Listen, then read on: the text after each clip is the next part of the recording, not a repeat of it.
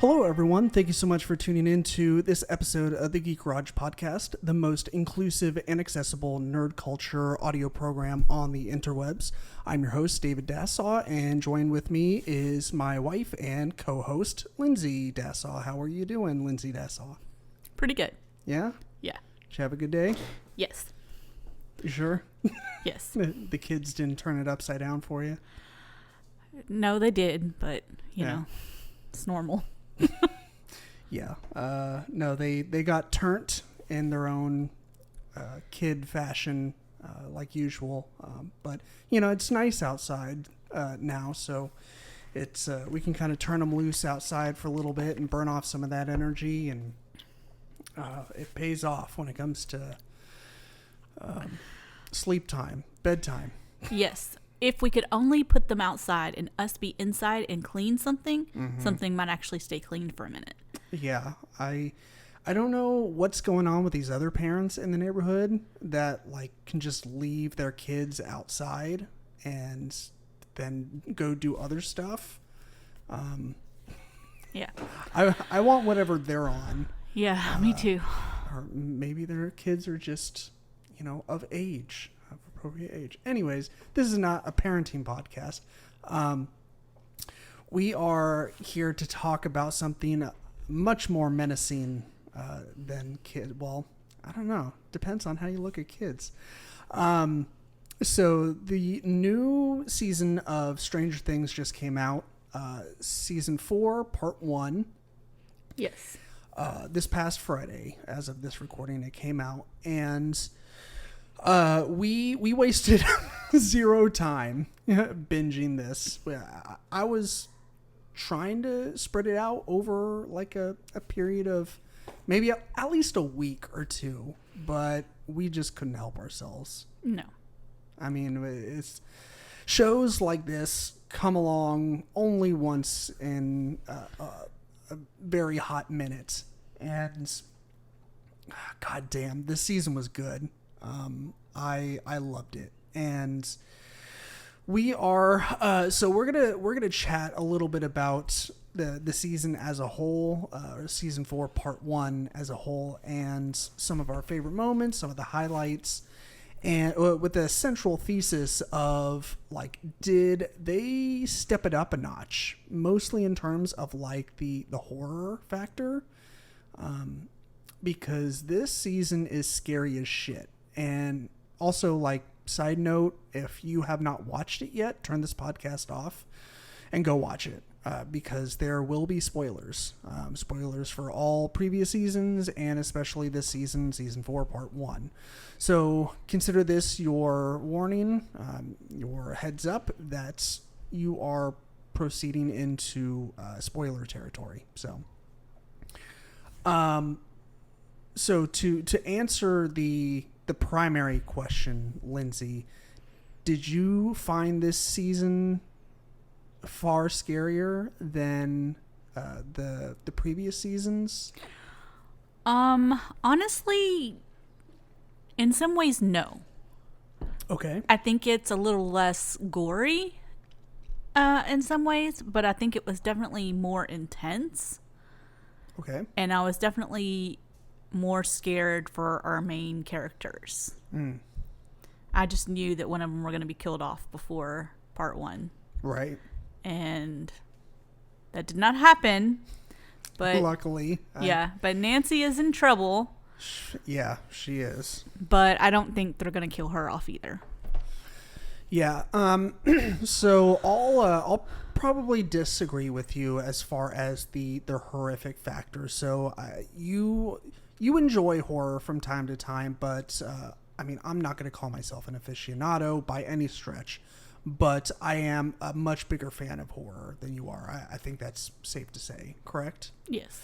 I thought that this season was far more scarier than previous seasons. I just thought, like, seeing like Barb being yanked into the upside down and like the snakes coming out of her mouth, and I thought that was like way kind of freakier in some ways than parts of this season, whereas this season it was just very intense, like watching the people like float up into the air and their bones just crack, and Right. and it was like a psychic attack, and I thought that was very intense and scary, but I didn't find it as like horror.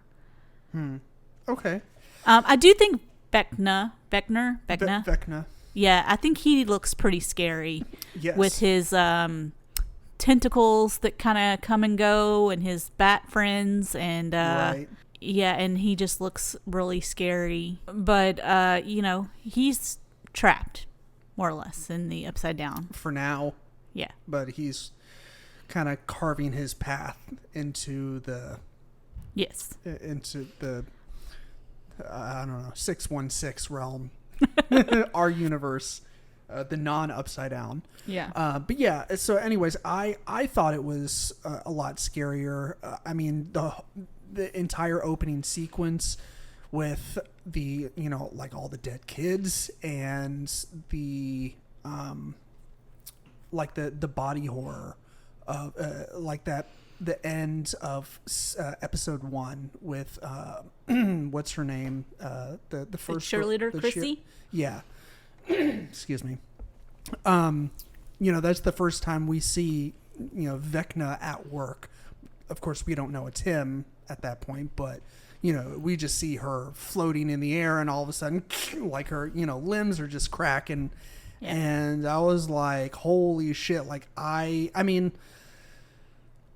like, season 1 took all the way up until, like, the second to last episode to kind of get to that point. Whereas we are turning the knob to 11 and then ripping it off, like, right at the get-go. Yeah, but I think that has more to do with the fact that this is season 4 and not season 1 than it has to do with... Yeah, I mean... with them, like, turning up the horror or the gore factor or whatever. Yeah, I mean... And I just thought, like, it's more intense because you really couldn't pinpoint, like, who they were going to kind of go after next. Mm-hmm. Whereas, like, in, like, the first season, you knew that, like, Elle and Will were, like, the main targets. Right. So... Yeah. No, that's true. So did you have any favorite moments from season 4, part 1? Anything that you really liked more than anything else, or it was a highlight for you? I liked Will and Eleven's conversation where Elle is confronting him about not writing love in his letters. Mm-hmm. I thought that was a very, like, appropriate conversation for them to have, like, for their age group. I think most, like, teenage boys are kind of shy away from the L word a little bit, even though it's pretty obvious that Will really cares about her and loves her as much as any teenage boy can. And they certainly have been through some shit together, so... Right.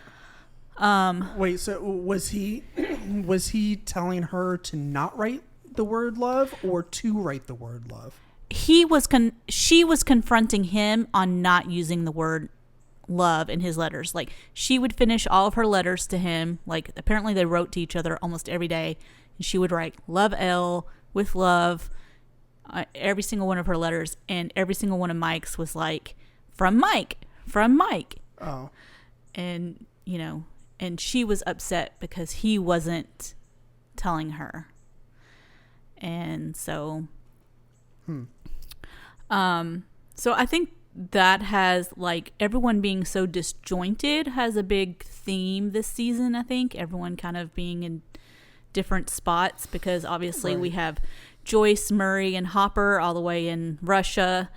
We have, Mike, Elle, and Will, and Jonathan that are, all the way across the country. And then we have the other kids, Dustin, Lucas, Max, all back in Hawkins. And so everyone's kind of torn apart and disjointed, and I think that was kind of a main theme. Yeah. Also, like, so much has been left unsaid, like Joyce and Hopper, You know, they never got to have that date, so they never really got to express feelings for each other. Obviously, Jonathan and Nancy need to be having a conversation. Also, Steve really wants to have a conversation with Nancy, you know, but she may be fixing to die, so we don't know. I don't think she will, because I think they're setting all this up to pay off in other ways. And I kind of think it would be neat if they let Eddie, you know, maybe play his guitar to kind of draw Nancy out and let him be a little bit of a hero. Didn't it look like that's what he was doing in the trailer? I don't know. I didn't really I didn't watch the trailer. Damn, that's a pretty good call then on your part, because I at first I thought it was Max's brother. Shit, what was his name? Billy. Yeah.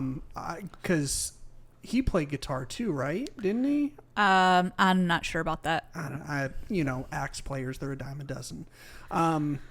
But yeah, so I thought it was him, but there's definitely someone in the Upside Down playing guitar, like just shredding, and I couldn't tell who it was, but it could very well be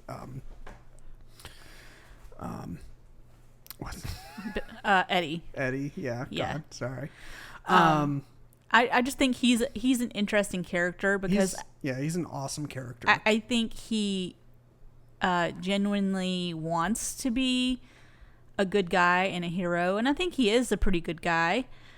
But he's obviously said, you know, real life has not afforded me many opportunities to be the hero, and obviously he's like, I turn tail and run, but I don't think anybody could really blame him. Yeah, we don't know a ton about his upbringing yet. Maybe we'll get a little bit more of that in part 2, but we're definitely, with the trailer park and living with his uncle, we're definitely led to believe that growing up he was put through the ringer, and you know, like you said, he wasn't afforded all the opportunities that a lot of other middle to upper class people would be afforded. So for me, all the highlights were like when they ramped up the horror elements, like the body horror, and like the black kid from the basketball team, like getting tossed or dragged underwater and then up in the air. I was like, oh my God. So as messed up as it kind of was, that just the circumstance of it all, but Elle/Jane hitting that girl in the face with a skate was well, it was something else.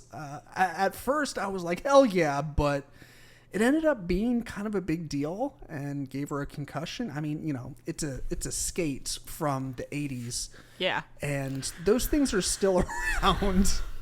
And they're still around is because they're built like brick shit houses. So yeah, they can take someone's face off, but you know, like Elle, she was a wild beast, and now she's trying to assimilate into regular culture that all of these kids who are, you know, 14, 15, 16 years old have had their entire lives to learn how to do. Yeah. And so now she's trying to do all that, and you know, I feel so bad for her. Like, yeah. Well, I think that girl deserved to be smacked. Yeah, I don't know if a skate to the face was the answer, but yeah, she deserved to be taken down a peg, because what she was doing was pretty fucked up. Yes. Yeah. Yeah, I also like, see, that's what I'm talking about, like intense, like when Elle is like being arrested, and like, you know, obviously Joyce isn't there. They have no parental figure. They have no way to like really get any answers from the police. I mean, I just found it intense and heartbreaking, and like it made me really think, like, what would I do in that situation? And there's really not a lot you could do, because especially in the 80s, you're a kid, you're going to be treated like a kid. They were pretty much just ignored. Yeah. And Yeah, the pacing for this season so far has been great. Like, I think the episodes are at an all-time, long? They have a very, I mean, they're at least an hour long each. Yeah, some I think were an hour 15. Yeah. And I know the part 2 is only 2 episodes long. Really? Yeah, but one episode is going to be an hour and a half, and one is 2.5 hours. Holy shit. Okay, well, that's interesting. Okay. I'm trying to think of any other highlights. I really enjoyed Hopper's side of things. Like him, I don't know how he learned to trust that guard. Did they ever explain how that happened? I think it was just a bribe. Like he was bribing him. Like, okay. And so, and I think Hopper just looked for somebody who was obviously not enjoying their time there. Right. I mean, obviously some of the guards more than others get their jollies off of like torturing the other inmates and stuff. Mm-hmm. Not to say that that guy wasn't an asshole and didn't like it as well, but right. Maybe he liked it a little less, and Yeah. He definitely had that like nice guy in disguise face. Like he didn't look like a dick like the others. I don't know. Maybe that's just the way like they presented it. I don't know if there was some strategy behind that, but yeah, like. Well, once he was a prisoner too, it was harder to hate him. So. Yeah. Right. And man, like being fed to a Demogorgon and all. And Hopper's like almost like near escape was so heartbreaking. Like he made it basically to the finish line and then turned out was betrayed again. Yeah. Yuri. That guy is the fucking worst. I said out loud, yeah. Like when you finally figure out that he's like just fucked over everyone. You're just like, oh my god, what an asshole. Yeah. So yeah, that was something. Let's see what else that happened in this season. Well, Elle really like training, meeting back up with Papa. Yeah, and I didn't see all that coming. Regaining her powers. I thought that she would just kind of regain them naturally. That's kind of what I had in my head, was that just eventually over time she would kind of find her powers and her strength again. But this makes sense, like kind of putting her through the same thing again. Well, because it was like a mental block. Mm-hmm. Like, in fighting the Mind Flayer, I guess, mm-hmm. I think it kind of brought up a lot of fear, and it brought up memories of her time facing Vecna, mm-hmm. When she was in the hospital before. Yeah. And, but she couldn't figure out what her place was, and she seriously thought she might have killed all of her siblings, basically. Not really her siblings, but, for lack of a better term. Yeah. And so she really feared that she was the monster. And so her not trusting herself enough to access her powers, I think, was valid.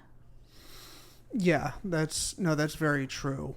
But anyway, regardless, yeah, that was all very twisty, and yeah, we have no idea. As far as we know, we don't know the name of this the son of Victor Creel. Right, number one. Right, yeah.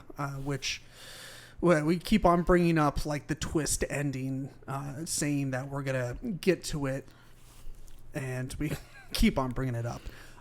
So I mean, there's a lot of highlights from this season, but we'll just say all of it and then move on. Lindsay, is there anything from this season that you didn't care for, or you were like, like I would have done that differently, or?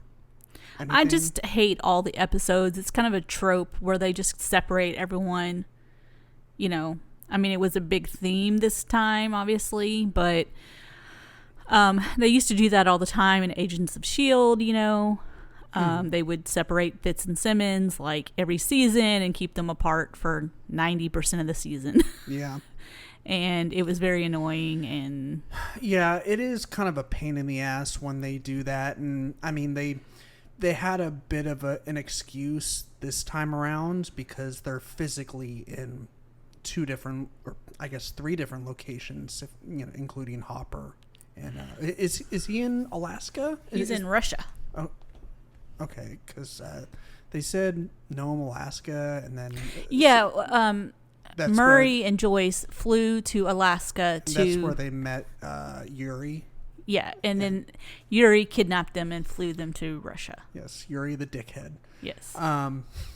But yeah, that is kind of a pain in the ass. Like having everyone separated. Like that was something that got on my nerves quite a bit in the earlier seasons. Like they would, you know, everyone would start together, and then whatever they would either choose to split up and go do different stuff, or like circumstances would all force them apart, regardless of what it was. Like that was a trope or a storytelling device where they would split them all up so they could come back together again. Right. Which, you know, is a storytelling device, but it's an overused one. Yes. One that we've seen a lot. I mean, it's a tried and true one, one that works well, but it's a little overused. But like I said, they kind of have an in with this season because we got several different characters in several different places. So naturally, it's like, but I feel like it's going to build to a pretty intense like climax where, you know, when everyone finally gets together, like it'll only be for like 30 minutes, granted, but yeah, eventually everyone will be together, I think. But yeah, like overall, I don't think there was really anything that turned me off about part 1 of season 4. I think I liked pretty much everything. I can say one surprising thing. Oh yeah? Yeah, like the parents were actually aware. Mike's parents, Lucas's parents, and Dustin's mom were aware that something was going on and actually stepped up. Granted, they did it in the most stupid way possible by calling the cops. Mm-hmm.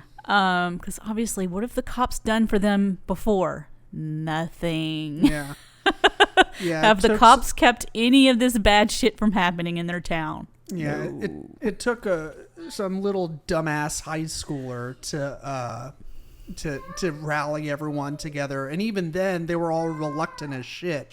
They were like, I guess we'll go. So yeah, the parents actually showed up this time around, which was weird. Usually in these either in 80s movies, TV shows, or these throwback shows or movies, the parents are nowhere to be found. The kids are running amok, causing mayhem or getting into trouble, and where the hell are the goddamn parents? Yeah. They actually showed up.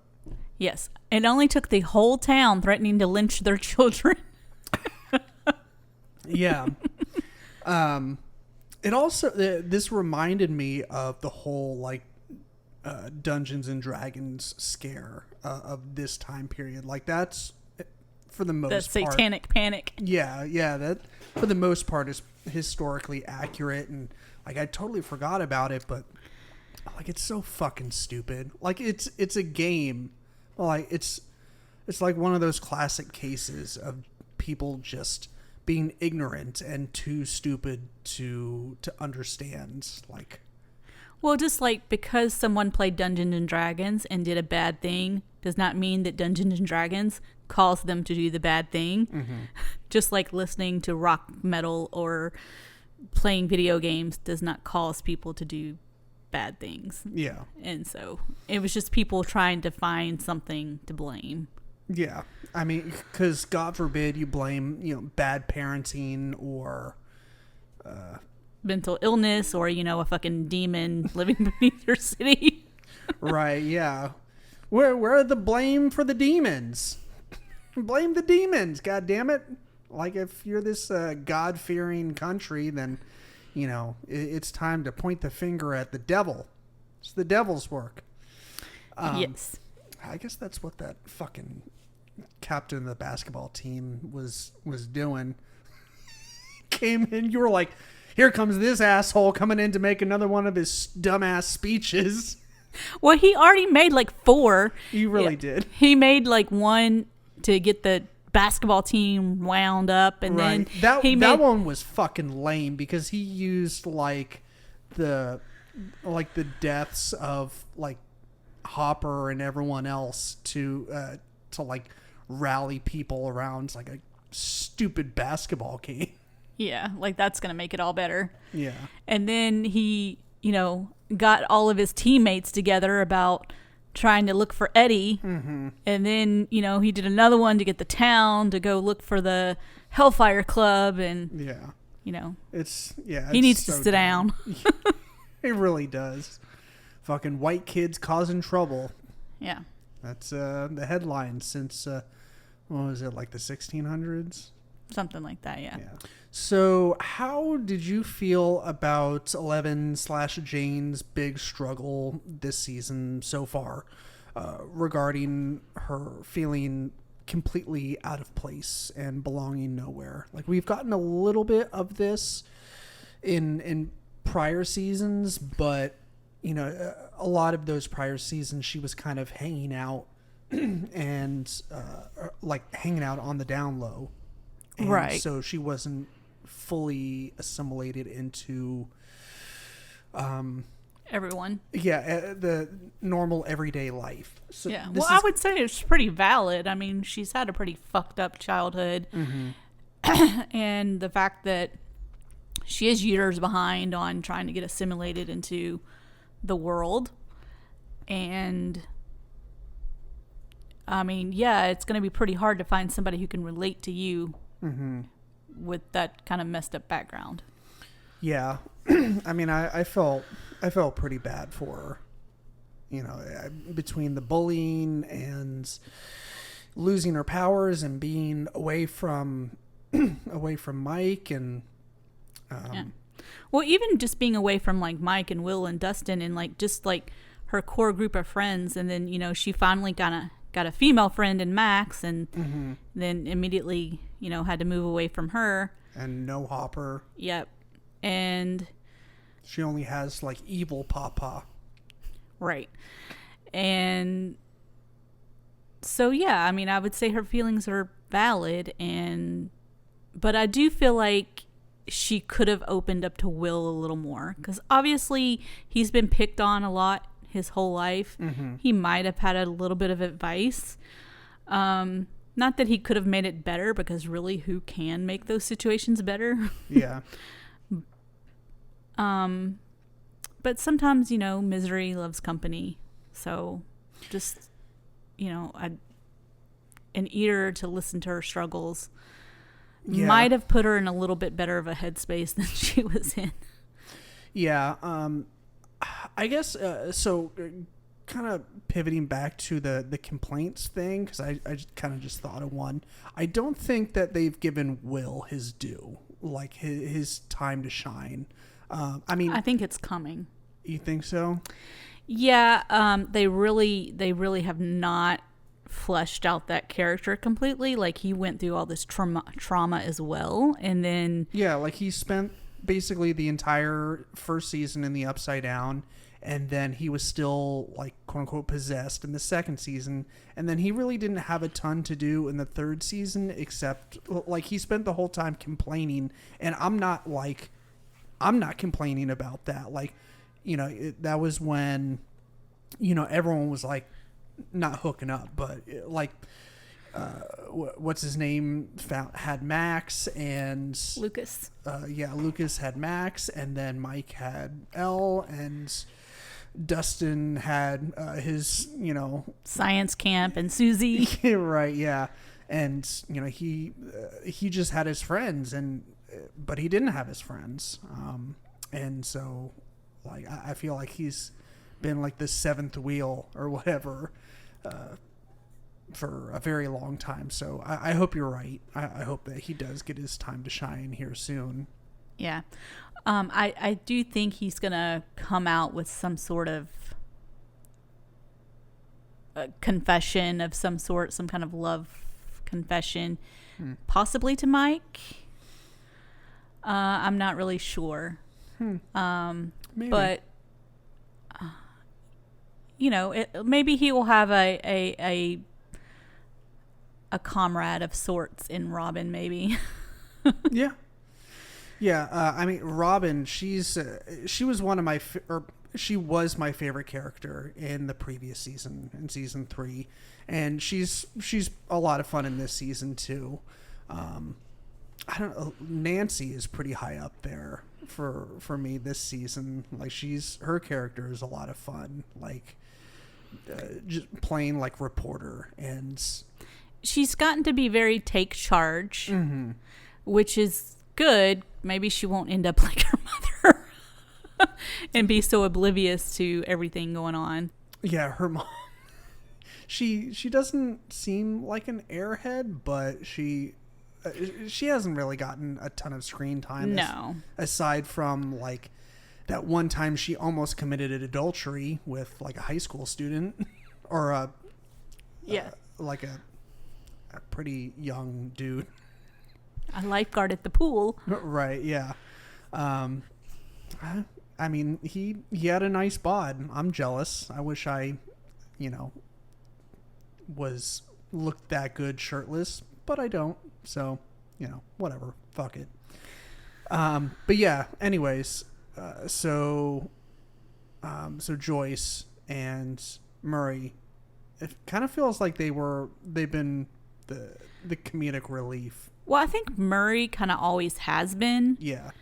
But I think that's why like Argyle is kind of in there now. Mm-hmm. To kind of balance things out. Yeah, I don't really see Joyce as like comic relief. Like she's a lot like Nancy this season. She's like, let's get this shit done.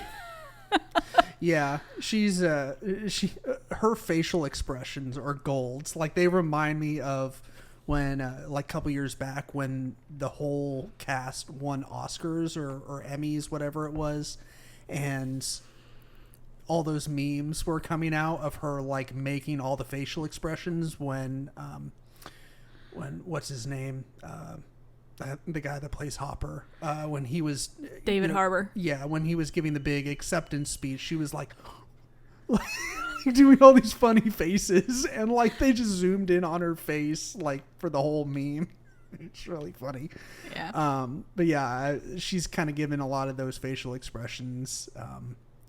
Like when Murray is like explaining his karate training, I totally thought that he was gonna end up getting fucked up, and he ended up like owning that. Yeah, except he knocked out their pilot. Well, I mean, they made it, right? Yeah, mostly. Yeah. But yeah, let's see. So, okay, so you want to talk about the big reveal at the end? Sure. So, the big reveal was basically that. So, we're kind of given a potential connection in like episode 2, I believe it was, when Nancy goes to interview that one guy that's like sitting on the park bench in the trailer park, right? And he starts talking about Victor Creel. Yes. And so that's the first time we hear about this dude. And when she decides to go investigate, we as an audience collectively are like, okay, well, this can't just be some random thing. Like, they wouldn't throw it in the show if it didn't amount to anything. And it turns out that it's a very big deal.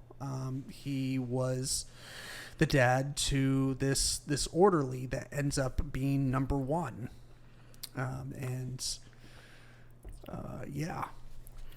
Yeah, so basically his house was taken over kind of by the upside down, and I guess the gate was kind of opened by his son.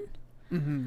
His son ends up killing his sister and his mother and tries to kill him too, but he is able to get out because he's hearing music like in the background. Mm-hmm. Did they ever did he explain how he got his powers? Like, was he just born with them? Like, yeah, I think so. Happened? Like, I don't think any of the people are like, yes, we gave these kids these powers. It was like these kids specifically showed an aptitude. Okay. And then, well, actually, I take that back, because I think number one showed aptitude toward having powers, but then they used like his DNA or whatever to give the other kids their powers. I must have missed that. Probably. I need to rewatch it. Maybe we'll try and do that before the second part drops. But yeah, so that was revealed, and then there's this big thing, like this big monologue that he gives to 11, and explaining that whole deal, and she starts to remember exactly what happens. She's getting flashes of these kids and lying dead, and it really just cuts to her like turning around, and her eyes are bleeding and whatnot, and you're kind of led to believe that she killed them, right? But it turns out it was number one. Yeah, and she was the one who decided to end that guy, or so she thought. She opened the gate and sent him into the upside down. Yeah. Yes, basically creating the first portal, I guess, right? Yeah. Because they were talking about there's several portals. Like every time that what's his name, that Vecna killed someone, that opened a portal. Yes. So, so yeah, that was pretty intense. A very satisfying payoff, I thought. What did you think? Yeah, like all the clues kind of coming together, and yeah, it was interesting for sure. And I like that they're actually wrapping it up and giving us some answers to things, and like leaving everything so ambiguous. Yeah. I mean, I don't expect to have an answer to everything. I'm not like that person, but actually getting some answers is nice. Yeah. So we got a couple new characters this season. I mean, really the one that they focus the most on is Eddie. Do you like Eddie? Yeah, I do, of course. Yeah, I like him a lot. He's a lot of fun. Like, he's very charismatic, but at the same, like, he's. I'm trying to find a way to describe him. Like, he's kind of like that kid that was, an outcast, but still had like that charisma. Well, I think he seems like kind of a genuine person. Mm-hmm. He's not like this rock star athlete. He's not, he has flaws. He is, he has genuine fear when, terrible shit happens. Mm-hmm. And he seems to care about people in his life. Yeah. And so. Who he reminded me of either an actor or a character in a movie, and I couldn't think of it until literally just now. He reminds me of Ezra Miller's character in The Perks of Being a Wallflower. Interesting. You remember, like, he was very like over the top, super gay, but I mean, not that we know, doesn't seem like Eddie's gay, but he just has that kind of like personality, very vibrant. And so, yeah, no, I like him a lot. He's a fun character. I hope that he ends up making it. Yeah. I did not like Argyle. I thought he was pointless. let's see. And I guess he just gave Jonathan somebody to complain to. I guess. Yeah, I don't really mind him too much. I mean, he's there like almost solely for comic relief, you know. Yeah, I don't dislike him, but he's definitely not at the top of any of my character lists or favorites. So, yeah. So, you want to get into predictions for part 2? Sure. That's kind of the last thing that I have on my my note list. Well, I would say 11's definitely got her powers back at this point. I don't think they're going to kill off Nancy, but I have a feeling that somebody's going to probably die. Yeah. We've had all this build up, and this Vecna guy is pretty dangerous. Yeah, I don't know. It's a tough call. I do kind of feel like someone's going to bite the dust, but I couldn't really tell you who it might be. I mean, I could say Max, but she's already had her close encounter, so it would seem a little lazy to kind of go back to her. Yeah. I don't know. I mean, it could be Nancy, but it could be. I just feel like they're setting up this whole like love triangle thing, and I would think that they're going to have that payoff at some point.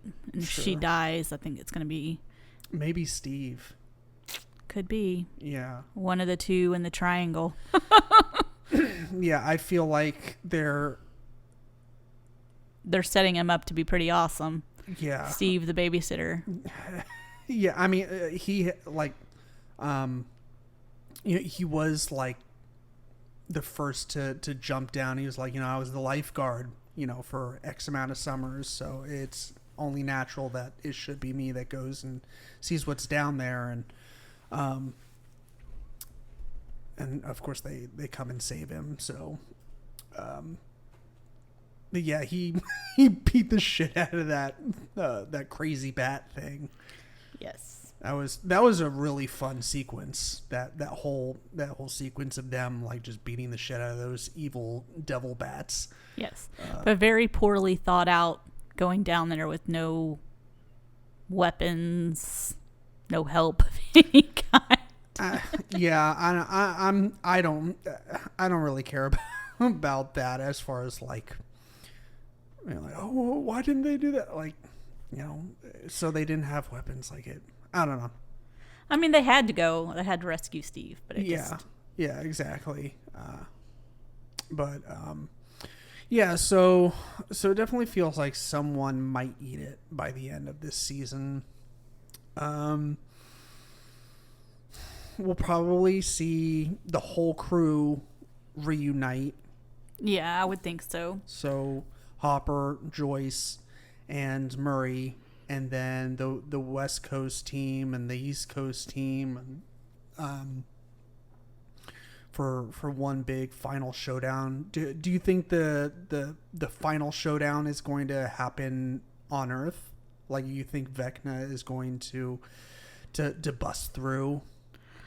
I don't know. I think they might, because he's already breaking through and killing people, so they might feel like they have to go to the Upside Down to take him out.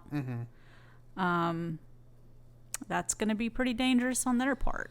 So yeah, I feel like we're nearing. It kind of feels like that point in the Order of the Phoenix where only the kids know what's going on, and all the adults are either in denial or they're like, shut the fuck up, kid, you don't know what you're talking about. Voldemort's been dead for a very long time. And then Voldemort shows up and they're like, oh my god, he's back. Like, I feel like we're kind of at that tipping point where, the parents are like, supernatural stuff doesn't exist. Like, wake the fuck up. And then some supernatural shit is about to go down on a very public and large grand scale for everyone I don't to think see. Dustin's mom and Mike's mom and dad, especially his dad, I don't think they could take it. I think even if they did see shit, they would just block it all out and be like, man, that was a terrible gas leak. Or, that mall fire was just awful. Yeah. I don't know. Yeah, maybe they'll just shrug off the apocalypse. Be like, it's no big deal. It's just some fire. Yeah. Fucking idiots. Okay, well, do you have anything else? No, not really. You want to get to some shit that doesn't suck? Shit that doesn't suck.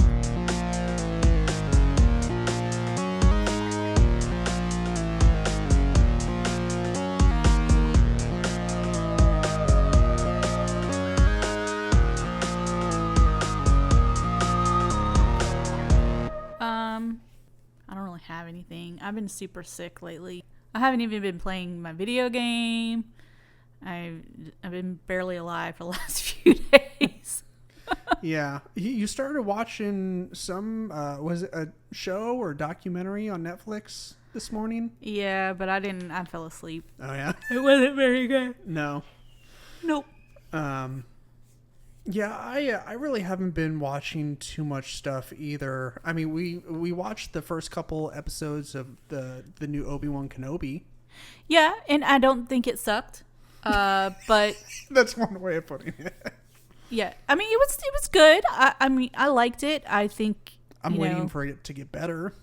Yeah, I think it's kind of going a little slow, maybe. But I like the fact that they're showing us young Luke and Leia. I think that's kind of cool. Yeah, that is fun. They did a very good job of explaining exactly where we are right. in the timeline, which is good because it's all a little confusing with Star Wars. Yeah. So, yeah.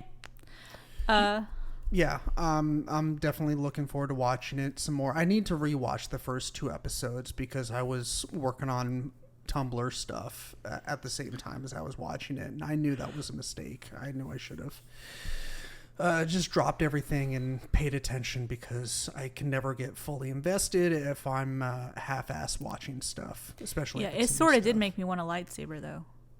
Oh yeah. Yeah. Well, I got one. I know. I can let you borrow mine if you want to. Well, no, then we can't have a lightsaber duel with only one lightsaber. I mean. Well, that just means that we have to go back to Disney, to Galaxy's Edge, and build you one. All right. Well, we'll have to get on that like right away. Yeah. What color would your lightsaber be? Purple. Purple? Really? Yeah. Interesting. Why purple? I don't know. Because I like purple. I mean, green's my favorite color, but yours is green, so yeah, I did kind of feel bad about that. So I would probably do purple. I mean, you can still do green. I could, but I don't want to. Yeah. Sorry. I like purple too. It's all good. Yeah, I like purple too. It's a fun color. Yes. All right. Well, listeners, thank you so much for tuning in to this episode. Please like and subscribe, follow the podcast, leave us a rating and review. Subscribe to our Patreon if you are wanting to give us some of your hard-earned money so we can continue doing this podcast thing. We'd greatly appreciate it. All the links for that are down below in the podcast description. And as always, be kind, stay geeky, and eat lots of cheesecake. Bye! Bye!